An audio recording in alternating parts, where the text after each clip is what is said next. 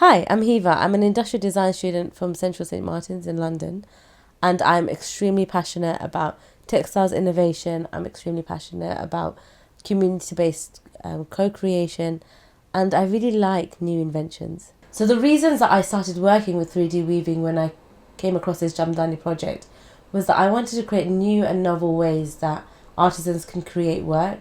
I think when you start playing with a 3D element of weaving and allow that shape and structure to take place, the levels of imagination and the passion that it might ignite into the creator of the product, as well as the person who buys into it or views it as a piece of art or as a piece of design, is endless. You know, we are able to play in so many more realms, and the artisans are able to play in so many more realms that they haven't previously been able to. And so what the functionality that comes out of that is a sense of creativity and autonomy that hasn't or may have been lost over time. When I think about design and when I think about the type of design language I want to have, I always think of it from a human-centric perspective, where we should look at the most valuable thing in the supply chain. So it is the skill sets of those people and how we can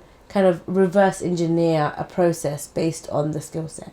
I think that when we work with people, we need to understand what they're good at and what they enjoy in order to get the best outcome. And so innovation should fit nicely into that, where it's like, let's innovate from a place of growth rather than scrapping the whole process and restarting again. I think there's a value when it comes to a skill that you already know and going on to that, because you will be automatically a lot more informed in how to create this type of work and how to operate with these types of machines. I think artistically, I am quite adventurous and experimental, but I'm also very process based. So I'm happy to take the process in many different directions and experiment in loads of different techniques, but ultimately it needs to be new, it needs to be exciting. When I was thinking about how to design this technique, one of the things that I realised was that I need to also talk about how this technique will work and actually show that in a way that's in a 3D form and it's easily understood by audiences. So what I began to do was to design a tapestry loom that will mimic what is happening within the machine. With this loom, I worked with Noman to be able to produce a pattern that would show us the techniques that would be available if this was put onto a loom. My next steps of innovation will include me 3D printing a loom and constructing that loom in order to start adapting the machine to allow for this extra warp that is the Z-axis. Once I've adapted this loom, I should be able to take this technology and take this technique to the pit looms of the Jamdani weavers and allow them to do the same as I have done in London.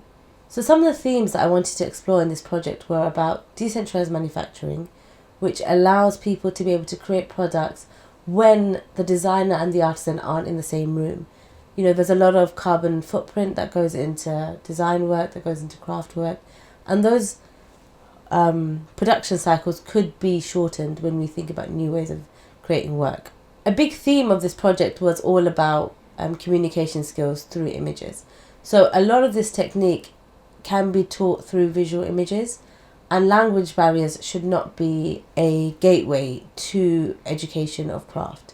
So a lot of my project has been about process images. How do I go from this one object into creating this other object in a way that feels easy and understandable by people that know how to work with these items? Craft and innovation often live in two different realms, where we see craft as a very old technique and we see innovation in a place which is shiny and new.